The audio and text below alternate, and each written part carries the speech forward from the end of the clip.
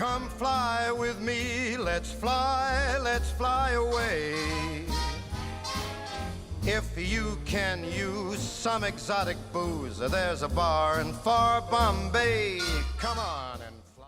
Glamour, charm, sex, desire, envy. 20,000 feet in the air, as carefully made up Barbie dolls, Stewardesses were the epitome of an American man's fantasy. What the world had not expected, however, was that lurking amidst these lusty ladies were political advocates and outspoken feminists. Pack up, let's fly away.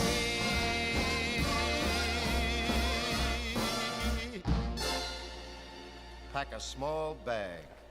In the 1930s, as the Great Depression struck the nation, aviation began to take a new form, one of luxury and adventure.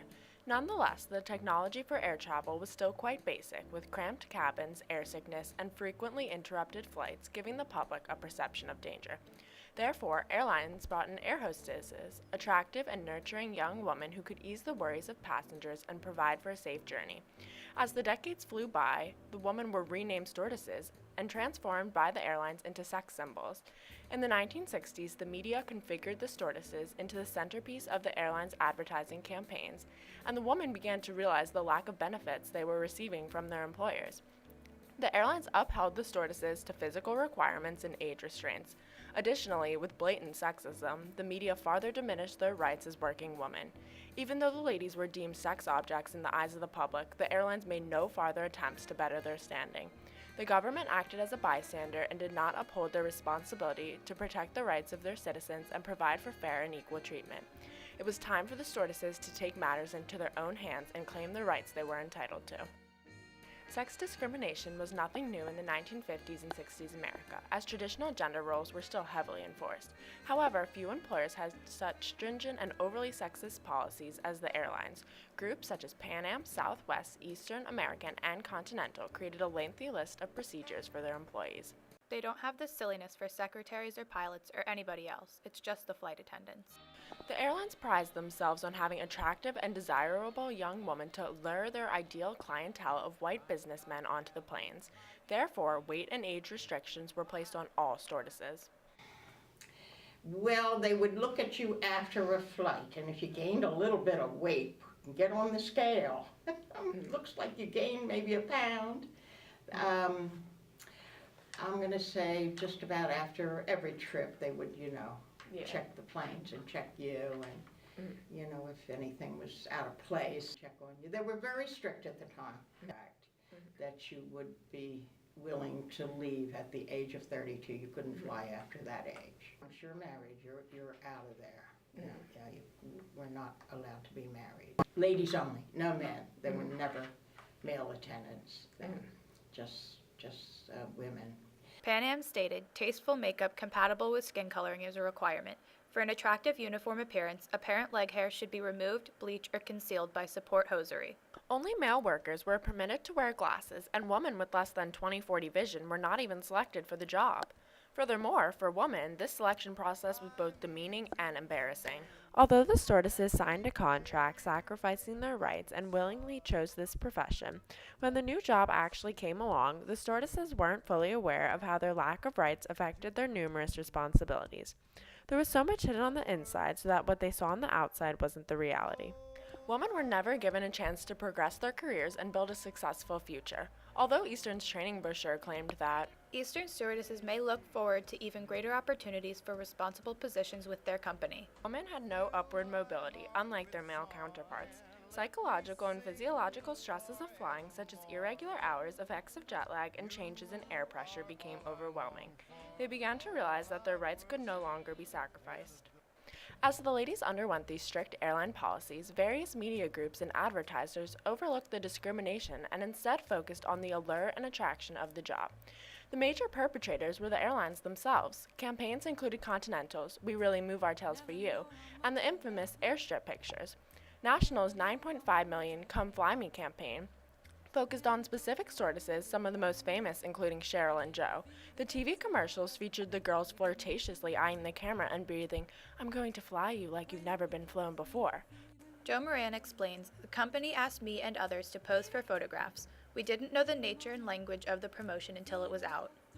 A majority of the other airlines also altered the uniforms of the stewardesses to fit their new ads, including clothing items such as hot pants, miniskirts, and fishnets. Other outside groups grabbed a hold of the sexy stewardess image and applied it for their own financial benefit. Coca-Cola released a series of commercials in 1967 featuring a charming stewardess modeling their product. The porn industry exploded with the new icon, young flying girls. Getting a stewardess out of her uniform, the process of undressing her, has to be one of the most erotic sensations ever. The media created dangerous and demeaning perceptions of stewardesses, which encouraged their oppressed role in the workplace. As the racy advertisements continued, the stewardesses found that such ads greatly diminished their ability to be taken seriously. Instead, the predominantly male airline customers refused to follow their safety skills. Yeah, they were sexist back then. Yes, they were. Yeah, but we were like giant Barbie dolls back then. I hate to say it, but I mean, it's kind of like you had to be real pretty. I was once confronted by a man who demanded a drink on a flight which we had no scheduled liquor service. When I tried to explain politely that we could not serve liquor, he was outraged and told me that when he bought his ticket, he bought mate as well, and he was going to report to my supervisor that I had not obeyed him. This concept of stewardesses didn't cover anything serious or responsible like handling an emergency. The airlines were also failing in their responsibilities to their customers. If an emergency were to arise on board, many passengers may not take the instructions and directions of the sexy stewardesses seriously. The airlines don't sell safety. They're more interested in showing who has sexy legs. The ads never show us checking oxygen bottles. By upholding the glamorous appeal, the potential safety of the passengers was put in jeopardy. These women began to reach their breaking point. Many believed that it was the responsibility of the federal government to give the girls the rights they deserved.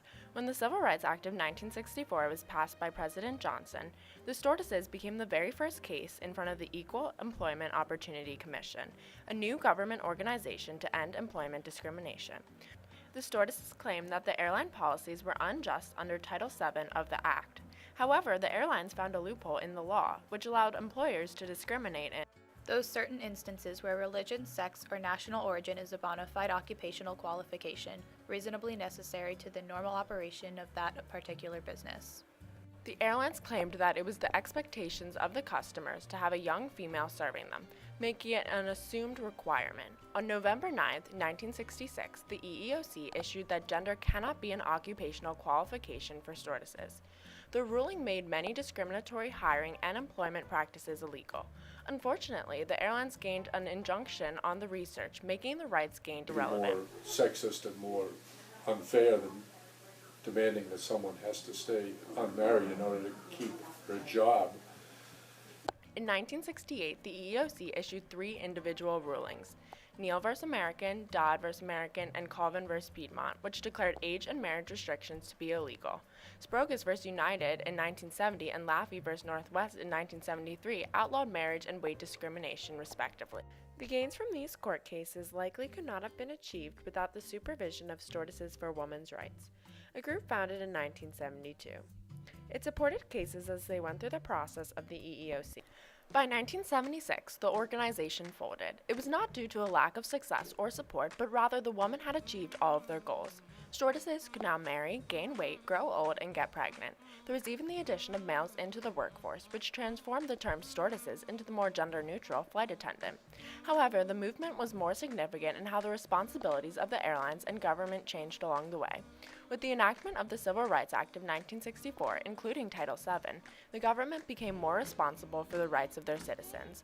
Employment discrimination became a prominent issue in the United States, and the federal government recognized that it was their responsibility to ensure that all females and males alike could live to their greatest potential. However, it was the airlines that truly transformed their responsibilities. The ladies and men could now equally and successfully ensure the safety of the passengers without fear of discrimination. The fight for gender equality in the airline industry didn't just change stewardesses' rights. Instead, the movement served as a catalyst for the second women's rights wave in the United States. As stewardesses gained their rights, so did the rest of the women throughout America. However, while females won the fight for gender equality in the United States, discrimination still exists for girls in and out of the airline industry in other nations. The fight is not over yet. Little bitty pretty one.